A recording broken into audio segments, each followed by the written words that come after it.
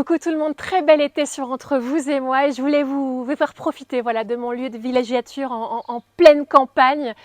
Déconnexion totale avec les limousines en fond, enfin déconnexion totale pas tout à fait puisque je suis avec vous sur Entre vous et moi pour le meilleur de l'été avec cet avant-dernier best-of, le best-of 8 et beaucoup de monde à redécouvrir avec joie. Alexandra Gabriel, Cindy Fabre, je vous parlerai également de moi, de mon départ de TF1. Il sera question aussi de Jérôme Kerviel, de Roman Serdam, Icare, Stéphane Alix, Paul Belmondo, l'ancien juge antiterroriste Marc Trévidic, mais tout de suite Michel Coury, qui est créateur de contenu et qui nous raconte l'importance quelquefois de dire non.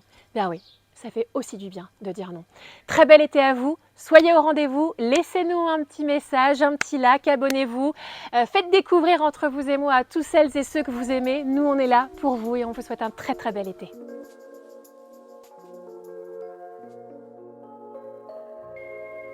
Alors, ce que tu dis est très juste.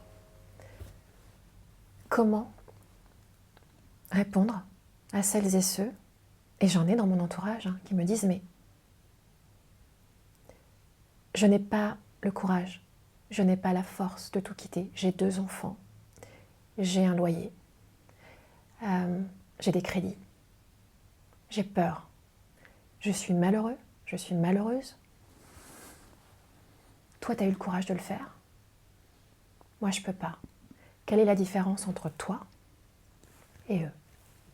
Alors moi, c'est mon chemin, parcours de vie qui est un peu plus... je suis tombé, je me suis relevé, qui fait que je peux avoir une prise de décision plus rapide et moins peur. Mais souvent, entre ces personnes-là que tu décris, sont un peu en prison, enfermées dans leur monde. Et les gens qui les maltraitent, entre guillemets, au travail, c'est des bons manipulateurs, parce qu'ils vont être gentils, ils vont être méchants, et de temps en temps, comme ça, un petit peu gentil, et tu oublies un peu tout le mal, et donc tu reprends espoir, après ils reviennent à la charge. Donc, à ces personnes-là, c'est aller voir ailleurs. Fuir ? Fuir, mais avant, on ne peut pas quitter un travail comme ça. Il faut, surtout si on a des responsabilités comme des enfants, mais au moins aller voir ce qui se passe ailleurs. Voir, peut-être postuler dans d'autres boîtes. Faire savoir. Faire savoir, aller peut-être faire d'autres entretiens d'embauche. J'ai une amie en ce moment qui vit ça. Je lui dis, mais vas-y. Et pourtant, elle me connaît. Et elle voit toutes mes vidéos et tout. Je dis, mais va postuler. Je sais pas, va faire du network avec d'autres personnes comme toi. Aller parler. Peut-être que ce que tu fais là, ta valeur ajoutée, elle n'est pas faite pour travailler dans cette entreprise, mais pour une autre. Mais il faut bouger, il ne faut pas rester seul. Vous savez, entre vous et moi, c'est aussi ce qui nous est arrivé. Et c'est aussi pour ça que créer ce podcast, cette chaîne YouTube, c'est aussi la preuve, s'il en était, que c'est possible. Et c'est possible. Quel serait pour toi un manager idéal ? Est-ce qu'il existe déjà ? Il n'y a pas de manager idéal, parce que le manager, c'est un être humain, donc il ne peut pas être parfait. Pour moi, c'est celui qui sait se remettre en question, qui sait reconnaître ses erreurs, et qui est capable, surtout, de dire non à ce qu'il devait faire pour accepter qu'un membre de son équipe fasse. Moi, aujourd'hui, je travaille avec mon équipe. Des fois, je vais avoir une idée. Je peux penser encore que je suis plus fort et tout, mais après, c'est un jeu que j'ai avec mon équipe, on en rigole. Mais si, il me dit, attends, ce que tu dis là, c'est pas bien, tu fais une erreur, je vais l'écouter, je vais essayer de comprendre. Parce que s'il le fait, c'est pas pour m'embêter. C'est pour l'objectif à atteindre. C'est pas pour moi, c'est pour l'objectif. Et on va faire ce que lui veut. Bon, il n'a pas intérêt à se planter. Et quelle solution peut-on avoir face à ce type de toxicité ? Parler ne sert à rien, comprendre ne sert à rien, se livrer ne sert à rien ou pas ? Ça dépend de notre entourage, ça dépend de ce qu'il y a autour de nous. Mais moi, en fait, depuis que je travaille sur les réseaux, donc on est plus. Avant, quand je faisais de l'humanitaire, c'était problème, on trouve une solution tout de suite. Quelqu'un qui ne sait pas où dormir, il faut lui trouver une solution. Mais quand on rentre dans le psychologique, alors moi je ne suis pas psychologue, je me rends compte que le plus gros problème en France aujourd'hui, en tout cas du pays où je vis, c'est pas le travail, c'est pas. Tout ça, c'est des moyens pour ne pas être bien, entre guillemets. Je ne veux pas dire que le travail, c'est bon. automatiquement on n'est pas bien. Mais le vrai problème, c'est la solitude. On peut être très bien entouré et à la fois être le plus seul. Et les 3/4 des personnes que je rencontre qui n'arrivent pas à se sortir de leurs problèmes, c'est qu'elles n'ont pas une écoute. Elles ne savent pas à qui parler, à qui se livrer. Donc oui, je peux dire aux gens, ne restez pas seuls. Mais il y en a, elles sont même accompagnées, elles n'arrivent pas à parler parce qu'elles ne sentent pas l'écoute active. Mais parce que quand on a souffert, quand on a morflé, on a peur, parce qu'on n'ose pas et on ne sait plus à qui se confier. Alors, c'est pour ça qu'il existe des professionnels de la santé, des psychologues, il y a des thérapeutes. On peut aller voir. Moi, je suis allé voir un psy dans ma vie et j'en suis pas mort. Hein. Exactement. C'est pas une honte, c'est pas un problème, mais au moins, je sais que cette personne-là, déjà, c'est son métier, elle est formée pour, et elle n'aura aucun jugement sur moi. Mais moi, ça me permet de me libérer. Mais après, moi, j'ai un entourage, un socle qui est là pour moi. Donc, c'est vrai que c'est plus facile. Et donc, du coup, si je m'exprime, ils vont pouvoir m'aider. Mais c'est pas tout le monde qui a cette chance.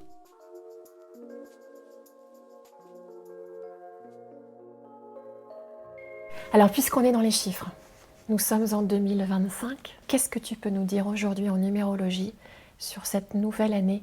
Alors 2025, déjà ça vibre sur le 9, 2 plus 0 plus 2 plus 5 égale 9.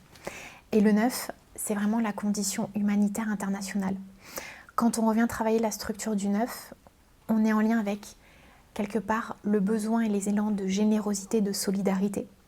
C'est vraiment le paysage géopolitique, c'est vraiment les questions internationales, mais on pourrait se dire, c'est un peu galvaudé ce qu'elle dit, puisque c'est comme ça depuis toujours.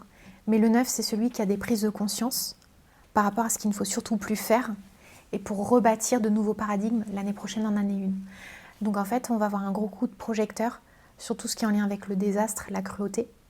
C'est un coup de projecteur en fait aussi sur, comme le 9, il boucle la boucle, et c'est le nombre du bilan et de la conclusion.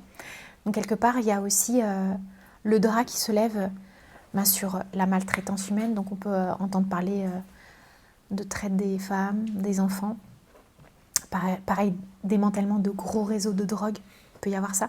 En fait, tout ce qui peut détruire l'humanité, dans la chimie, la biochimie et la Terre, va y avoir quelque part des épisodes malheureusement un peu d'épouvante pour qu'on ait envie vraiment de mettre en place des nouvelles choses. Mais ce sera davantage sur 2026.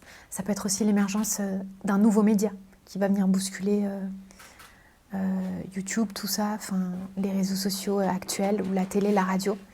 Mais le 9, c'est quand même le nombre qui a besoin de faire péter les scandales pour nous reconnecter à notre humanité profonde. Et moi, je vois aussi beaucoup de jeunes arriver sur le devant de la scène internationale, nationale, pour avoir envie de bousculer les codes et quelque part avoir envie de faire du neuf avec le neuf, parce que l'ancien est trop obsolète et le neuf, il dit, il y en a marre en fait de ce qui est obsolète, quoi.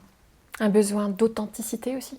Effectivement. Et de toute façon, depuis les années 2000, on est dans ce besoin d'authenticité, puisque le 2, c'est le nombre qui a besoin de nous sortir de la dualité, qui a besoin de nous mettre en face de nos paradoxes et de ce qui nous maintient quelque part à terre, et qui nous empêche d'évoluer. Donc en fait, le 2, il nous demande de sortir de notre dualité depuis maintenant 25 ans.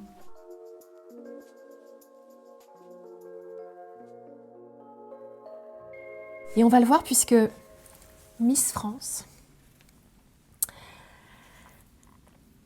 arrive et se dit aujourd'hui, mon image ne suffit plus, mon corps ne suffit plus, je vais devoir aller pointer à Pôle emploi. Ouais. Dur. On voit arriver Miss France comme ça à Pôle emploi. Ouais. Sauf que moi, je suis pas Miss France. Je suis une femme qui est en recherche d'emploi. Je suis pas Miss France. Mais par contre, dans le regard des autres, je suis Miss France. Et ça, encore une fois, je le vois pas, j'en ai pas conscience. Je suis comme vous. J'ai toujours été comme vous, j'ai pas changé. Et en arrivant à Pôle emploi, on pensait que c'était une blague.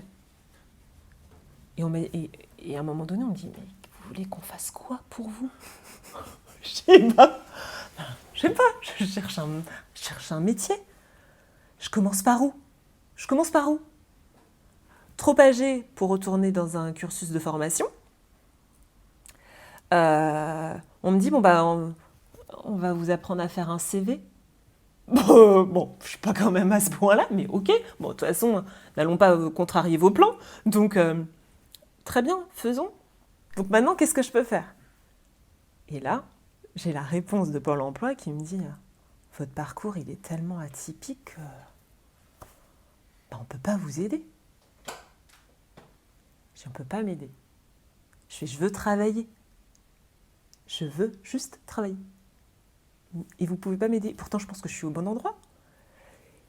Et là, compliqué. Compliqué parce que du coup, j'ai l'impression j'ai l'impression que ce que j'ai vécu, c'était même pas un boost dans ma vie, mais au contraire, c'était un frein. C'était à cause de ça, je ne pouvais pas en fait tout simplement aller chercher un emploi. Qu'as-tu ressenti? Est-ce que la honte a croisé à un moment ton chemin? C'était pas un sentiment de honte, j'avais plutôt pas de désespoir, mais d'incompréhension. J'ai dit, mais je comprends pas, en fait, j'ai fait quoi? J'ai fait quoi pour être à ce point sur une autre route? Je suis sur une parallèle, j'aimerais avancer, mais je suis un... Et on me le fait comprendre, hein. On me dit, non, mais vous êtes à part. Vous rentrez pas dans les cases. Vous rentrez pas dans les cases. Comment ça, je rentre pas dans les cases? Comment ça, je rentre pas dans les cases? Et là, je dis, ok, bon, très bien. Pas de problème. Pôle emploi marche pas, ça marche pas, je vais répondre aux petites annonces. Et alors là, les petites annonces, c'est Cindy Fabre en fait qui postule. Donc, c'est Cindy Fabre. Donc du coup, j'ai enchaîné les entretiens d'embauche qui duraient des fois des journées entières parce que je passais dans tous les services. Mais Et tu faisais des photos? Mais non, mais les gens me posaient des questions. Alors, elle est comment, Geneviève? Mais je veux travailler, moi. En fait, on peut pas. Revenons juste sur le sujet de ma démarche. Alors, du coup, je suis arrivée avec les cheveux bouclés. Ça marchait pas, on me reconnaissait. Je suis arrivée avec le nom de famille de ma mère. C'est pareil, ça marchait pas. Toutes les techniques ne fonctionnaient pas. Et là, tu sens en toi un désespoir s'installer? Non, parce qu'à un moment donné, je me dis, il y a bien quelqu'un qui va comprendre ce que je recherche. Ce ne serait pas une petite annonce postée sur Facebook? Oui, exactement. Cette petite annonce qui a été postée sur Facebook d'une agence événementielle à Dijon, qui était à la recherche d'un chef de projet événementiel. Et donc le dirigeant me dit oui, très bien, mais tu sais que le poste est à Dijon. Et je dis oui, mais là, j'ai tellement désespéré. Au point où on en est. Au point où on en est, peu importe, C'est ça. je travaillais. Et là, je lui dis, mais est-ce que tu prendrais ma candidature au sérieux? Et là, il me dit oui, bien sûr, mais par contre, je te précise que tu feras toutes les étapes de candidature comme n'importe quelle personne. Et c'est ce que j'ai fait. Et la personne que tu as en face? C'est devenu mon mari. Sylvain. Oui. Il a fallu que tu passes par tout ça pour parvenir à lui. Exactement. Tu te rends compte? Oui, incroyable. Il a fallu justement que tu empruntes ce chemin de traverse, ce chemin parallèle, oui, pour arriver à lui. Oui. Alors bien sûr, non sans embûche. Hein. Donc oui, mais la vie a fait que c'était notre histoire. Parce Oui. que vous aussi, vous avez une histoire comme ça, qui semble désespérée, et finalement, qui vous permettra aussi de trouver le bonheur. En fait, vous nous dites ça, vous nous écrivez ça.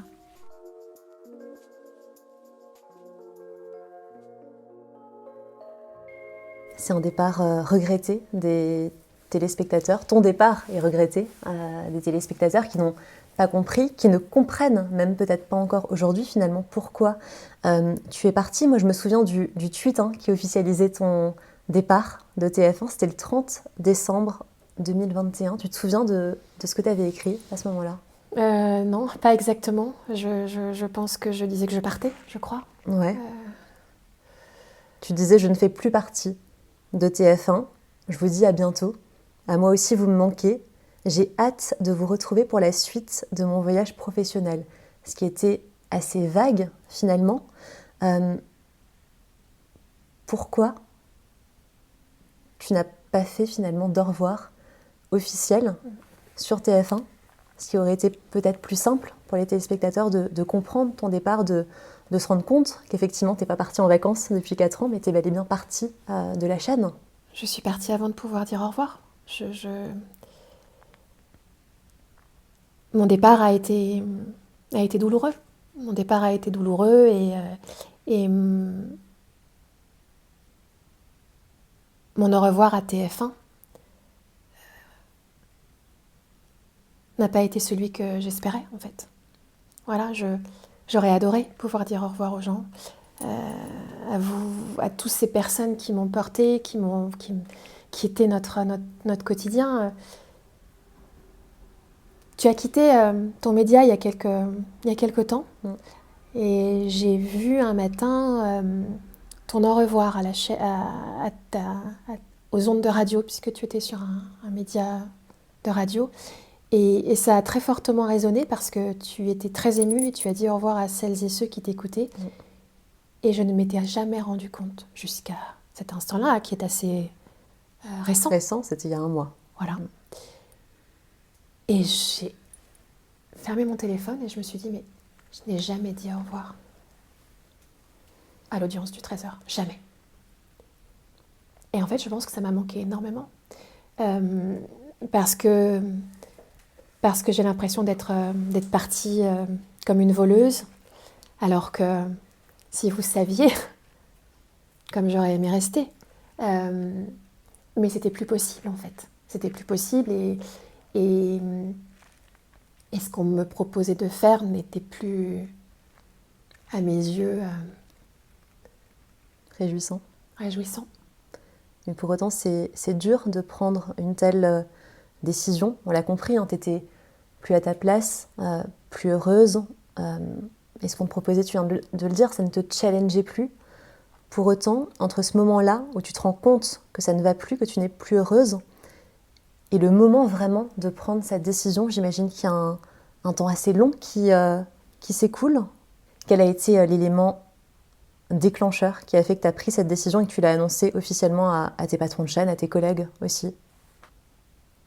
Ne plus me mentir à moi-même. Oser être alignée avec celle que j'étais devenue. Et me dire, ça suffit. Tout ça est terminé. C'est du passé. Il va y avoir autre chose. Et il faut un laps de temps pour remonter. Il faut un laps de temps, tout comme il faut un laps de temps pour revenir à la vie après un deuil. Il faut un laps de temps pour faire le deuil de 20 années où finalement je n'ai pas réalisé celle que j'étais devenue. Ouais. Et il faut un laps de temps, il faut du temps pour se dire aujourd'hui, cocotte, ouvre les yeux, regarde qui tu es. Et la seule qui puisse te sauver et te permettre de réaliser celle que tu es aujourd'hui et le travail qui t'attend, c'est toi. Donc maintenant, tu pars. Tu pars, sinon tu meurs. Sinon tu te fanes. Sinon tu vas devenir comme certains collègues qui à 60 ans sont plus heureux et pourtant ils continuent. Je peux pas, moi. C'est impossible pour moi. Je ne peux pas me mentir à moi-même et je ne peux pas me laisser dépérir. Je pense que la vie m'a mis ces épreuves dans les pattes depuis ces dernières années pour me challenger, pour me dire, nous, tout comme mes parents, on sait que tu es capable, on sait que tu peux, et bien la vie, elle sait aussi que toi, tu peux remonter, tu peux rebondir, quoi qu'il se passe, quoi qu'on te fasse, peu importe les désillusions, peu importe les déceptions, peu importe les trahisons que tu as pu rencontrer, on sait que tu peux le faire. Et la preuve, elle est là, vivante. Ben oui.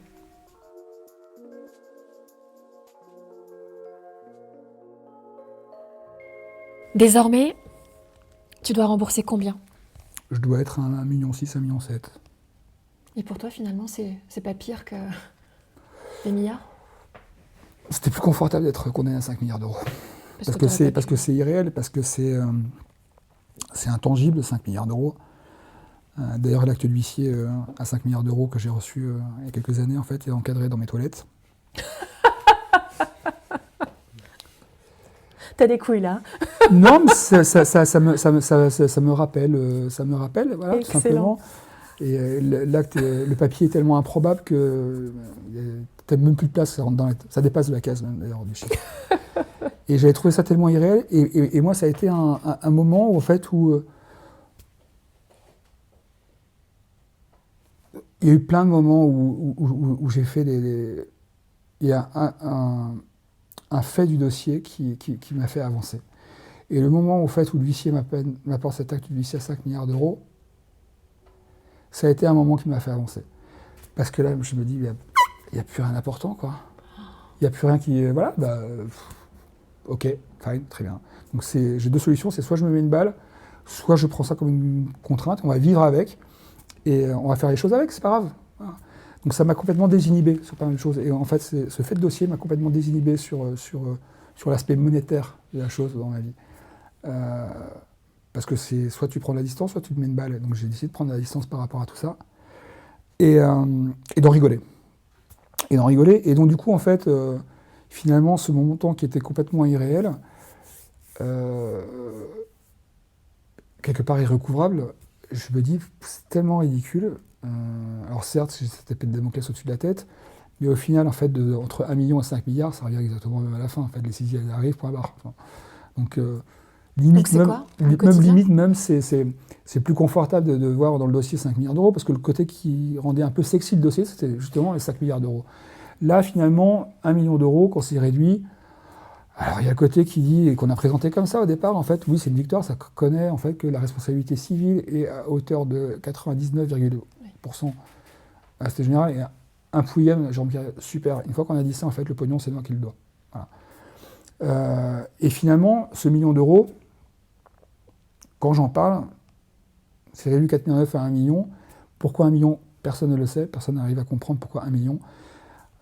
Souvent, quand je rigole, quand je parle de ça, je dis que c'est l'euro symbolique du dossier. Voilà. Et je pense foncièrement que c'est ça, que c'est l'euro symbolique du dossier, qui fabrique des petits, qui prend 10% par an d'intérêt. Donc ça, c'est tout aussi emmerdant que 5 milliards d'euros, en fait. Donc de ce point de vue-là, il n'y a rien qu'à changer, parce que j'avais déjà l'habitude de vivre avec cette épée de Damoclès au-dessus de la tête.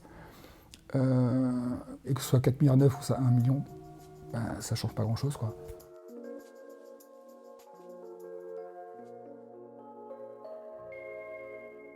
Renaud dira de toi, elle m'a sauvée de mes démons, parce qu'à tes côtés, Renaud arrête un temps l'alcool dont il était addict. Que ressens-tu à cette époque-là, aux côtés de ton homme, que tu, encore une fois, que tu essaies de sauver? Je sais pas, j'ai parfois de la colère et parfois de l'espoir, et puis après je suis fatiguée d'avoir ces hauts et ces bas. Et... ouais, c'est pas simple à gérer. Surtout ça dépend de rien d'autre que de la personne concernée, quoi. Donc moi, c'était pas mon problème, finalement, j'ai pris ce problème et j'aurais pas dû, quoi. Tu le savais qu'il buvait en le rencontrant? Bah oui, je savais, mais je connaissais pas le sujet, quoi. Je savais pas que c'était sur du long terme, quoi. Et encore une fois, l'amour peut tout sauver, en fait. Ouais. C'est ça aussi. Ouais, bien sûr. Je crois qu'on a cette même naïveté qui porte cette envie de toujours voir quelque chose de meilleur. Ouais, c'est ça. Ouais. Je partage tellement ça. Ouais. Mais on s'y brûle quelquefois. Bah ouais. Alors évidemment, ce morceau d'anthologie de Renaud et de toi, Anaïs Nin, qui raconte une histoire d'amour, dans les paroles, l'histoire d'Anaïs Nin et de l'écrivain Henri Miller. Anaïs Nin, pour ceux qui ne connaissent pas, c'est l'une des premières femmes à avoir édité des récits érotiques. Anaïs a le diable au corps, la douleur assassine, infiniment féminine. C'est vous en fait. C'est vous deux à ce moment-là. Ouais. Ouais, c'est vrai. Capable de tout surmonter. Bah oui, de tout surmonter, ouais, c'est ça. Enfin, on n'avait pas... Enfin, on avait une vie quand même chouette. Hein. Quel est cet amour que tu partages avec Renaud, qui lui-même se le dit, il est à la fois le Mister Renard et le Docteur Renaud. Est-ce que tu as peur de cet amour à un moment? Non, non, j'ai jamais peur dans mes histoires différentes, j'ai pas peur de l'amour. J'ai peur de perdre quand j'aime. Et forcément, mais j'ai pas peur. Et là, tu sentais que tu perdais petit à petit l'espoir? Je pense, ouais, mais tout ça, ça date hein, quand même. Hein. Au final, je garde sur toutes mes histoires passées, enfin non, pas toutes, mais je garde un sentiment, pour la plupart, sauf une, hein, vraiment, un sentiment très agréable et de beaux souvenirs, quoi. Même si ça s'est pas toujours bien passé, même, voilà, je suis en guerre avec personne, sauf un. Qui t'a frappé? Ouais. Celui qui va succéder à Renaud. Ouais, absolument. Tu en parles? C'est malheureux, quoi. En fait, visiblement, on tape quand on n'a pas les mots. Voilà. Donc il n'avait pas les mots. C'est son problème. Moi, je suis passée outre. Décidément, les hommes... Ouais. Je me rappelle qu'on avait un chat. Ça m'a marqué, vraiment. On avait un chat. Et pendant qu'il me bastonnait, le chat, il était assis et il miaulait et il nous regardait. Miaou, miaou, comme ça. Je me disais, sauve-moi, le chat. Je me rappelle de ça, c'est dingue. Et je me disais, mais qu'est-ce qu'il peut faire le chat? Rien, rien. Puis, puis après, je tombais dans la moitié dans les pommes. Mais voilà, tu vois, j'étais accrochée à ce chat, en fait. C'est bizarre. Je sais qu'il pouvait rien faire, mais j'espérais. Ça a duré combien de temps? Oh, je sais pas. C'était trop long. Bonne réponse.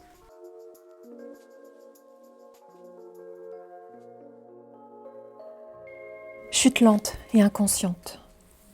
Déception amoureuse, professionnelle. La plupart de tes titres parlent d'eux-mêmes. Je marche à Londres. Je suis ivre, Sterling. Au bord du monde, schizophrène, un peu plus loin de toi. Je n'ai jamais voulu grandir. Est-ce que ton public ne sait pas, ne voit pas derrière tout ça? C'est que derrière la lumière encore qui jaillit de tes paroles, en tous les cas de la poésie de tes paroles, eh bien l'ombre te grignote peu à peu jusqu'à te ronger. Et tu dis que cet album, Adieu, je t'aime en 2018, c'est ce que tu chantes, tout ce que tu ne peux pas dire.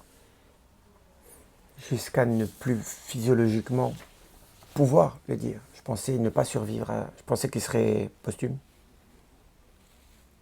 Je vais dormir. Et pour ne plus me souvenir, je vais dormir. Demain, je ne me souviendrai plus de moi. Je ne voulais plus me réveiller. Qu'est-ce que tu n'arrivais pas à dire? Qu'est-ce que tu préférais chanter pour ne pas dire? La mise en échec. La mise en échec. Tu vois, quand tu arrives à... Tu joues à un casse-tête.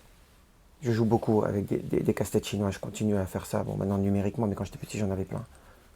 Il y a des impasses. Sauf qu'il n'y a pas de marche arrière dans le temps. Ouais. Donc quand j'arrive devant une impasse dans l'exercice du temps, eh bien, il n'y a plus de solution. Eh bien, je voyais juste ça. Et heureusement qu'on n'a pas le droit d'être armé en France. Je pense que je me suis retrouvé sur la rampe du 4e étage dans le 15e rue de Vaugirard 50 fois, tard le soir. Sur la rampe, debout. Et je peux dessiner les trottoirs. Je peux dessiner quand ils refont les trottoirs, il y a les cicatrices du sol, j'appelle ça. Genre, il y a des points de suture de quand ils ont refait le ciment. Je peux redessiner ce sol. Je savais exactement où j'allais m'écraser, comment j'allais m'écraser, de quel profil j'allais choisir. J'allais pas me laisser tomber comme ça. Mourir dignement. Autant que la chute soit belle. Voilà. Qu'est-ce qui t'a retenu de l'autre côté, à chaque fois? Le petit gars. Ok, on est allé voir tout ça, on a vu les enfers, on a vu comme...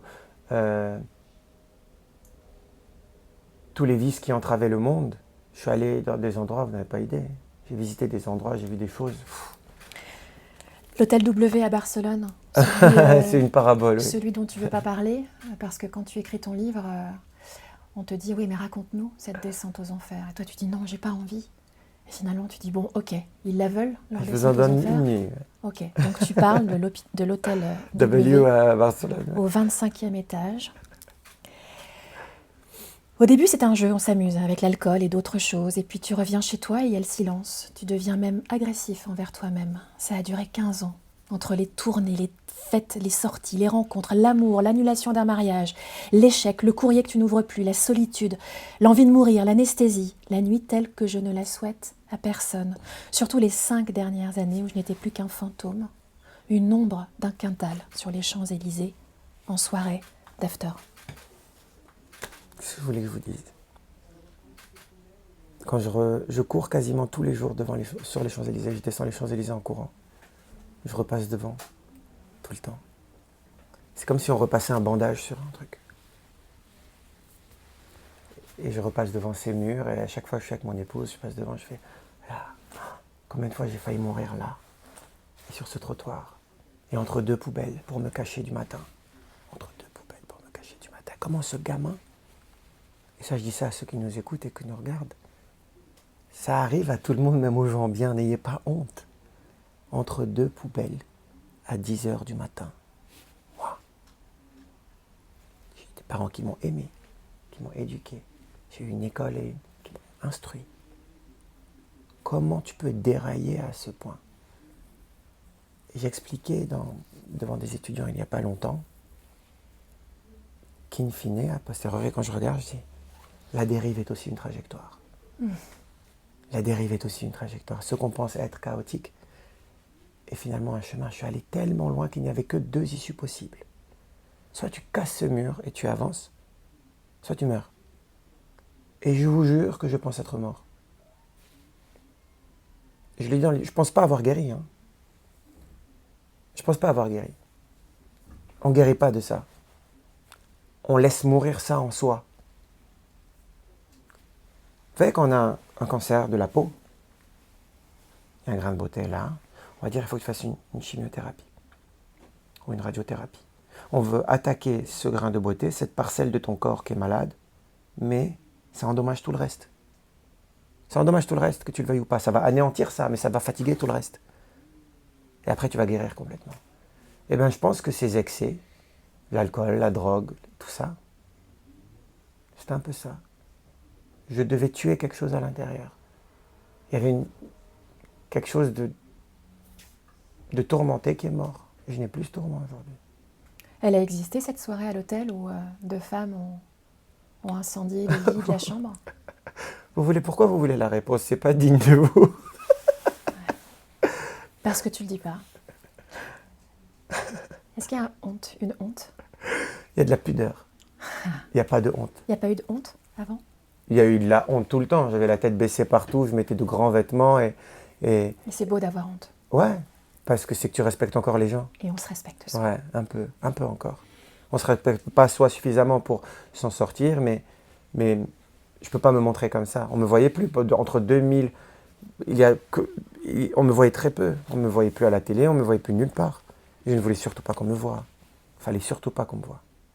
J'ai connu la honte aussi. C'est vrai? C'est pour ça que je t'en parle. Ouais. On ira en parler? On pourra en Ouais, parler? avec plaisir. L'ivresse, c'est comme une boule à facettes. Ce sont des petits carreaux de miroir qui t'offrent chacun une perspective unique, un angle de vue différent. Le lendemain, si tu parviens à en garder la mémoire, tu perds des points de vie avec une gueule de bois assourdissante. C'est la monnaie d'échange. Tu veux l'ivresse, tu as ce prix. Cette boule à facettes, elle est constituée de la réalité telle qu'on peut l'avoir de partout, selon ce que tu prends. Le lendemain, c'est un miroir cassé. Ouais. C'est tout. Il ne reste qu'un miroir cassé. Et t'es affaibli. Et tu es très très faible. Tu vivais un jour sur 2. C'est-à-dire qu'il y a un jour, tu es très fort, tu sors, tu finis ta nuit à 11h, midi. Et après le lendemain, jusqu'au surlendemain, tu as une journée où tu ne peux plus rien faire. Tu es allongé, tu es malade. Hein. Comme un malade. Tu es malade. Tu es allongé, tu ne peux pas te lever. Parce que ton corps doit récupérer, ton foie est éprouvé. Tu peux même pas bouger les yeux. Genre, tu te dis, je vais rester à la maison, chill, regarder une série. Tu peux pas. Non, t'es malade. T'es malade.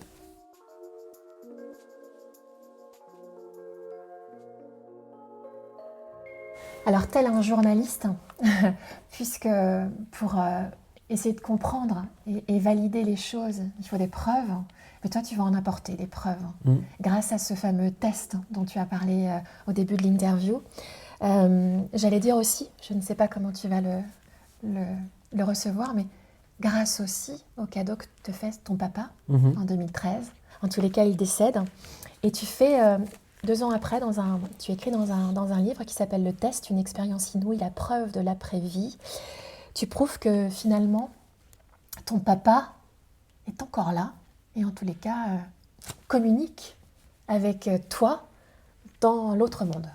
Tu peux nous expliquer ça Écoute, dans le cadre des travaux que j'ai pu faire sur la question de la conscience, en rencontrant des différents types d'expériences, j'ai aussi rencontré des médiums, donc des hommes ou des femmes qui prétendent communiquer avec l'au-delà.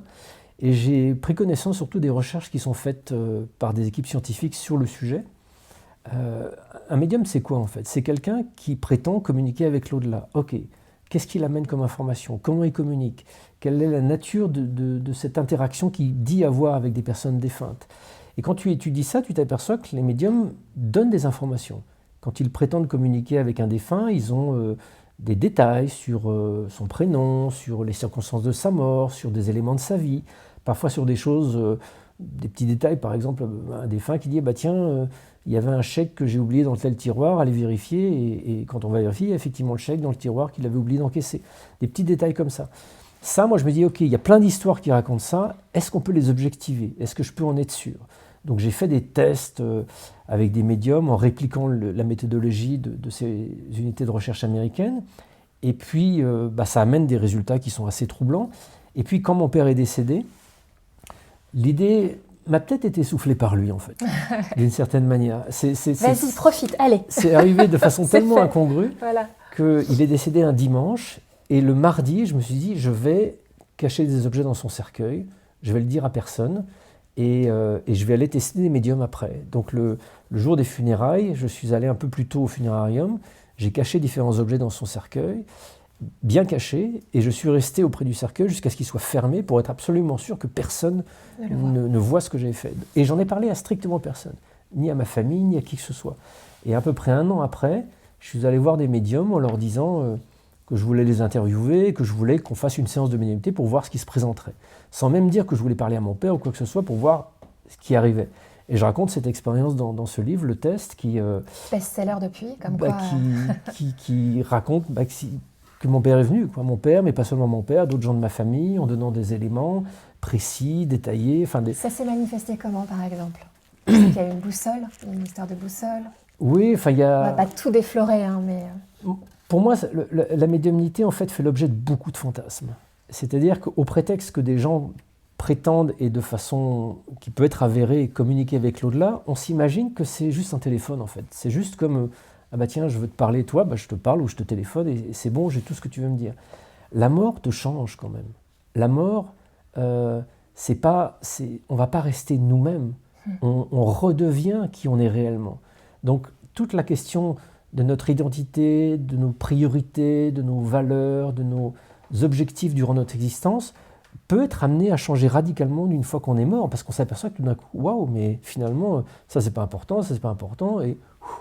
Donc déjà, mon père, après la mort, c'est encore mon père, il y a ce lien d'amour qui est évident, mais il est devenu plus grand que ce qu'il était. Et peut-être que ses priorités étaient différentes. Et ensuite, pour moi, l'élément qui est un élément absolument crucial, c'est le médium, ça reste un être humain.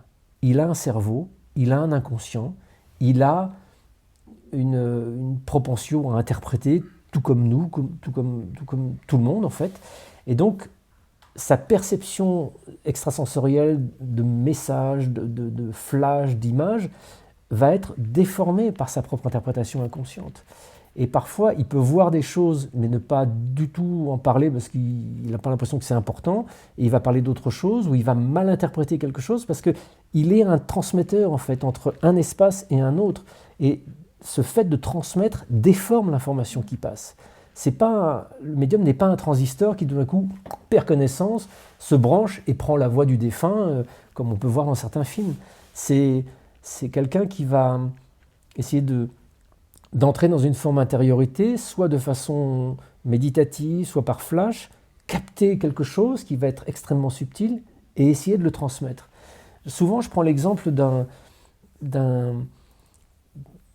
Imagine qu'il voit apparaître un immense paysage devant lui, avec une toute petite maison à gauche. Il se trouve que toi, tu vas voir le médium parce que cette petite maison à gauche, c'est ta maison, c'est là où tu as accompagné ton papa à la fin de sa vie et qu'elle est extrêmement importante. Sauf qu'elle est noyée dans le paysage et lui, il voit un immense paysage, il y a un soleil, il y a une montagne fabuleuse, il y a la mer, etc. Et donc le médium, il voit ce paysage par bribes, par flash, il ne fait pas gaffe forcément à la maison tout de suite, et il te décrit, ouais, il y a un soleil, il y a de la mer, il y a des montagnes. Toi, tu ne comprends pas parce que tu te dis, mais il ne voit pas la maison, il parle avec les morts, il est censé voir la maison. Et il peut se passer une séance entière où il ne va pas voir la maison, il ne va pas t'en parler. Il l'aura vu, mais pour lui, c'est un micro-détail. Et donc, c'est là où se glissent les gens sceptiques, un peu trop, qui te disent oh, tout ça, c'est du mentalisme, tout ça, ça n'existe pas, tout ça, c'est de l'autoconviction, etc. Non, parce que quand, par ailleurs, on met en place des méthodologies pour vraiment objectiver le fait qu'il a des informations qu'il n'aurait pas pu obtenir autrement, on le constate, c'est une réalité. Et dans le cas de ton papa, toi, tu as eu la preuve que les médiums que tu as consultés avaient trouvé ces fameux objets?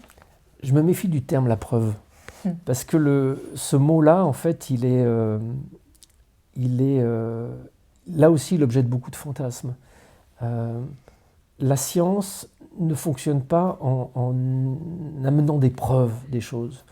La science explore des phénomènes, essaie de comprendre comment fonctionnent ces phénomènes, propose une hypothèse pour dire voilà, ce phénomène il correspond à ça, et en faisant expérience après expérience après expérience, au bout d'un moment, l'hypothèse elle est vraiment renforcée statistiquement parlant. Ouais. Elle a toujours la possibilité d'être fausse, mais statistiquement elle est de plus en plus solide. Toute la science fonctionne comme ça. L'astrophysique, la physique, la biologie, on fonctionne que par statistiques.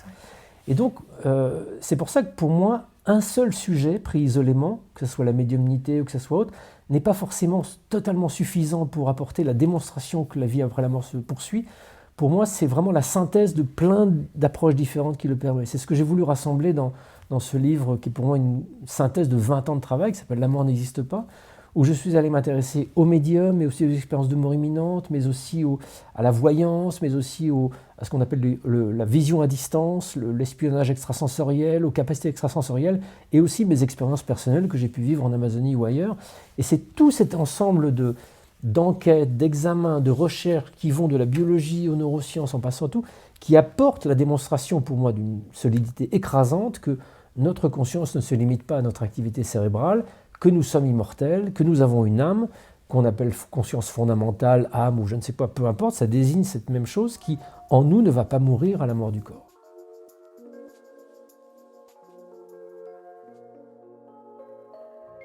On se plaint pas chez les Belmondo. En tous les cas, on ne le montre pas. Non. Pudique. Et pourtant, vous n'avez pas été épargné par la vie.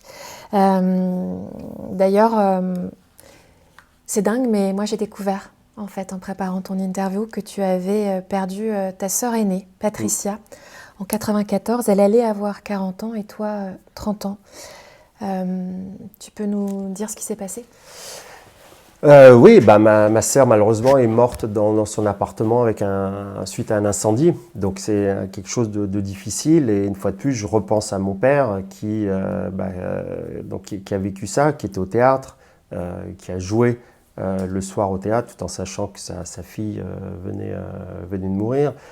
Pour moi, c'était bien sûr quand on perd, même si nos relations Patricia était quelqu'un de très indépendante et qui était avec nous par période. Mais voilà, c'était ma sœur et je me souviens encore d'elle quelques jours avant, de l'avoir croisée dans la rue et de lui parler. Et puis voilà. Mais malheureusement, il y a des gens où quand on vous annonce un accident, vous vous dites « ouais, ça devait arriver ». On sait qu'à un moment donné, quelque chose va se passer dans leur vie parce qu'ils vivent comme ça, parce qu'ils sont comme ça. Et malheureusement, elle avait déjà eu des accidents de voiture, elle avait déjà eu des choses comme ça. Et on se dit, tiens, Ouais. On est triste, on est effondré parce que c'est ma sœur. Et en même temps, on se dit, ouais, ça devait finir comme ça. Tu le sentais? Oui, on le sentait tous, on savait tous. Mon père, pareil. Et ma mère, je pense que la même chose, ça a été... c'est terrible de perdre un enfant. Et c'est une fois de plus, en grandissant, qu'on se rend compte de la douleur de ses parents, de ce que ça peut être. C'est des choses que, sur le moment, on ne s'en rend pas compte. Sur le moment, voilà, j'ai plus compris la souffrance de mon père quand il perd son père ou quand il perd sa mère que pour ma sœur, parce que d'un seul coup, c'est sa chair qui part. Et ça, c'est pas dans la chronologie de la vie, c'est-à-dire qu'on ne doit pas partir avant ses enfants. On a été élevés et habitués à ça. Et donc, ouais, c'est plus tard, après. Ouais. Mais bon, Patricia est toujours là, je pense souvent à elle. Ouais. Dans son livre, ton papa, son autobiographie « 1000 vies valent mieux qu'une », il a ces mots « On ne peut pas perdre un enfant, c'est interdit, contre nature. On meurt avant ses enfants. C'est ce sens que le cours des événements doit suivre, sinon on devient fou. Cette peine-là ne se porte pas, elle vous porte, elle est irrémédiable, absolue. Ce chagrin-là ne se dépasse pas, il demeure. Heureusement, je ne suis pas seule. Il a vous, votre famille, mais il a aussi son public, comme tu le dis ce soir-là. Le 31 octobre 93, il est sur scène pour jouer un vaudeville. Hein. C'est pas n'importe quoi, on va se marrer. Et c'est son médecin qui lui dit « Si vous ne jouez pas maintenant, vous ne jouerez plus jamais ». Comment tu embrasses cette énergie de vie? Comment tu la comprends pour lui? Mais je la comprends. Je veux dire que c'est une manière de surmonter la douleur, c'est une manière de surmonter le deuil. Les comédiens, les saltimbanques, quoi qu'il arrive, ils jouent. Malade, pas malade, perte d'un proche, pas perte d'un proche, du public, pas de public. Ils jouent. Et je pense que ce soir-là, c'est vrai que si il ne monte pas sur scène, je pense que sa souffrance aurait été encore plus forte. Donc il y a eu un moment donné où on sort complètement de ça. Il jouait tailleur pour dames de Feydeau. En plus, c'est très difficile de jouer du Feydeau. Et il l'a joué. Et c'est vrai que voilà, soutenu par les autres comédiens. Et pour lui, voilà, ça a été une manière et il faut rejouer le lendemain. Donc quand ma mère est décédée, bah, j'ai joué le soir aussi.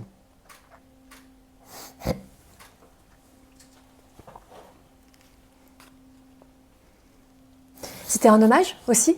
C'était de dire mon père l'a fait, je vais le faire? Non, c'est pas parce que mon père l'a fait que je l'ai fait, non, bien sûr que non. C'est de dire en fait, il faut jouer. En fait, on n'a pas le choix.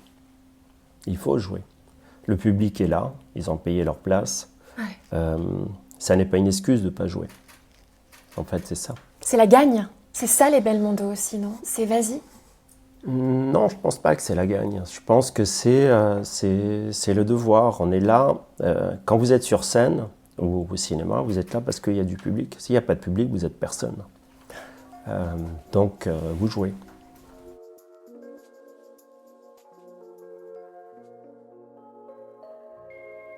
Tu es reçu à l'École nationale de la magistrature en 89. Et ton premier poste est à Péronne, dans la Somme, ouais. À 25 ans, en tant que juge d'instruction. Février 91. Ma première question, c'est pourquoi la justice? Est-ce que c'est lié à l'humain? Effectivement, qu'on le veuille ou non, surtout la matière pénale, c'est quand même rendre justice. Enfin, je veux dire, c'est quand même trouver les méchants. Ça paraît basique, mais essayer de ne pas se tromper, c'est l'erreur judiciaire évidemment.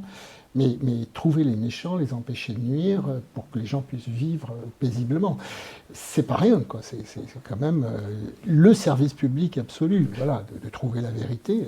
Rien que ce terme-là, et cette expression-là montre l'intérêt qu'on peut. Et puis ça devient ça devient une drogue, littéralement, parce que vous y pensez tout le temps. Si vous êtes sur une affaire vraiment importante, ouais, un meurtre d'enfant, etc., il ne faut pas imaginer que vous rentrez le soir et puis que non, vous pensez tout le temps. C'est hyper prenant d'être sur une affaire criminelle. C'est une croix de se dire il faut que j'apporte la vérité à une famille endeuillée. On le vit comment? Alors, il faut justement apprendre la philosophie des affaires criminelles. C'est-à-dire qu'à l'impossible, nul n'est tenu, et que bien évidemment, on ne peut pas à tout prix, tout le temps, avoir des résultats. Ça, c'est avec l'expérience. Hein. Quand on est jeune, juge d'instruction comme à Péronne à 25 ans, malheureusement, on a tendance à vouloir à tout prix trouver un coupable. C'est très très dangereux. Plus le meurtre est atroce, plus le crime est atroce, plus on veut trouver le coupable. C'est logique. Et c'est là qu'on fait des erreurs. Et là, il faut être vraiment très sérieux, très rigoureux, ne pas se laisser emporter par le désir à tout prix de mettre un nom sur un crime. Donc j'ai appris à me tempérer, à vraiment être très très prudent, et pour ne pas arriver sur des dérives. Et voilà. C'est pas rien, par exemple, je pense à l'affaire Grégory, c'est pas rien d'accuser une mère d'avoir tué son fils. Il faut faire attention, quoi. Il faut des preuves pour accuser quelqu'un, mais alors une mère d'avoir tué son fils, il faut encore plus de preuves, presque dire, une prudence énorme. Là, on est dans l'humain, on peut faire des dégâts extraordinaires. Comment tu l'as vécu, cette affaire, Grégory? Pas comme un désastre. Maintenant, avec l'expérience, je vois très bien les ressorts de ça. Je le vois encore comme président d'assises, hein. Je vois des dossiers qui sont complètement... qui sont partis dans des dérives totales et qui finissent par des acquittements parce qu'on a oublié les règles de travail classiques, de tout vérifier. Si tu veux, chaque travail a ses règles. Un plombier qui vient parce qu'il y a une fuite, il dévisse tout, il va remettre un joint neuf, quoi. Sinon, il ne connaît pas son boulot. Et ben, c'est pareil pour une enquête pénale. On n'est pas obligé d'arriver, mais il y a des actes nécessaires qu'il faut faire, il faut vérifier des choses. On ne fait pas les choses à moitié, que ce soit la téléphonie, la vidéosurveillance, tout voilà, c'est l'ADN. Il faut vraiment le faire à fond. Et bien souvent, on est tellement certain d'avoir la bonne piste, la vérité, qu'on va finalement faire du travail à minima, on va écarter des investigations habituelles, sous prétexte, par exemple, que le gars a avoué en garde à vue. Ok, mais il a avoué, c'est un élément. Maintenant, ça ne veut pas dire qu'on ne va pas faire tout ce qu'on devait faire habituellement comme s'il n'avait pas avoué. Et ça, c'est l'expérience qui permet. Et ça évite énormément d'erreurs judiciaires. Donc c'est un travail, c'est un métier qui s'apprend très mal à l'école de la magistrature. On ne nous apprend pas à faire des enquêtes à l'école de la magistrature, il faut bien le comprendre. Ça, c'est quelque chose d'essentiel que même aujourd'hui, comme président d'assises, je dois perfectionner. On peut partir dans des contresens complets. Ça vous est arrivé, vous, de vous être dit... Je me suis plantée. Ça m'est arrivé de me planter et de me rendre compte. Comment? Mais je commence une instruction, je me plante, je fais les investigations qui doivent être faites, et là, je vois que je me suis planté. Vous partez sur la mauvaise piste. Oui, à Péronne, justement, il était accusé par sa sœur d'un viol. J'étais persuadé, on était tous persuadés que c'était exact. C'était pas lui. C'était pas lui. Bon, parce que, apprenant qu'elle était enceinte, je la fais venir, et puis elle me dit qu'elle n'a jamais de relation sexuelle à part avec lui, il avait 19 ans, hein, à part le viol. On a saisi l'embryon quand elle est allée avorter. Et c'était pas lui. Ça veut dire que lui est allé en garde à vue? Lui il est allé en prison 4 mois même. Alors tu réagis comment là? Je le libère, je lui dis, on s'est planté, c'est rare d'avoir aussi une jeune femme de 18-19 ans qui vient affirmer qu'un tel est coupable de viol, son frère qui le maintient alors qu'on lui dit, on va faire l'ADN sur l'embryon, on va savoir si c'est lui le père ou pas, elle le maintient quand même. Donc c'est là où on parlait de l'humain. Il y a des choses qui se passent dans le cerveau des êtres humains qui nous dépassent par moments. Ouais. Et voilà, ça aurait été filmé à l'époque, on aurait vu comment elle s'exprimait, etc. On avait du mal à ne pas la croire. Voilà. Ça se porte après, ça? Se dire que ce môme est allé en prison, comment... Alors, il n'était pas complètement... il avait quand même frappé sa sœur. Hein, donc il lui a donné des gros coups, il a tabassé pour une autre raison. C'était pas rien à voir. Non plus... Donc, on n'était pas... Donc, il y a des traces de coups, en plus. Alors, c'est vrai que dans une affaire qu'on porte pas de pouvoir, qu'il y a des traces de coups, ça crédibilise. Hein. Donc, je pense qu'on n'est pas tout à fait dans l'erreur judiciaire, puisqu'on s'en rend compte au bout de 4 mois. Ouais. Parce qu'on a fait le nécessaire. Donc, l'erreur judiciaire, pour moi, l'erreur judiciaire est normale. C'est l'entêtement judiciaire qui est la véritable grande erreur. Vous voyez, parce que sinon, C'est la tentité. C'est pareil pour un médecin, un chirurgien, un médecin qui pense que nécessairement vous avez cette pathologie, qui ne fait pas les examens alors que ça ne change rien, que vous ne guérissez pas. C'est l'entêtement qui est coupable finalement. J'ai vu plusieurs fois dans ma carrière des gens qui avaient avoué et qui n'étaient pas coupables. Ça veut dire, comme je disais, on ne peut pas se limiter à des aveux et du coup faire le minimum syndical sous prétexte que les gens ont avoué en garde à vue. Il faut faire comme on aurait fait s'ils n'avaient pas avoué. Ça, moi, j'ai des lignes comme ça, c'est clair. Et ça m'aide, puisque c'est des lignes. Je n'ai pas besoin finalement de réfléchir. Je n'ai pas besoin de me dire, non, vous allez faire ça quand même. Je vais dire aux enquêteurs, on a plein de boulot, c'est pas grave, on va le faire quand même. Et je vais dépenser de l'argent, je vais faire quand même, je vais chercher les empreintes génétiques sur les scellés, etc. Je vais le faire quand même. Parce qu'il y a cette notion aussi. Ah, mais pourquoi s'embêter alors que c'est carré? C'est carré. Je vois des dossiers qui arrivent en cours d'assises, y compris en appel. Il y a déjà eu une condamnation en première instance. Initiale. On acquitte les gens. Et ça se dégonfle totalement. Donc... Merci d'avoir regardé ce best-of d'Entre vous et moi. Retrouvez-nous tout l'été en vidéo sur notre chaîne YouTube et également en podcast sur toutes vos plateformes. Continuez de nous laisser vos likes et vos commentaires pour faire vivre la chaîne. Tout l'été, on est ensemble.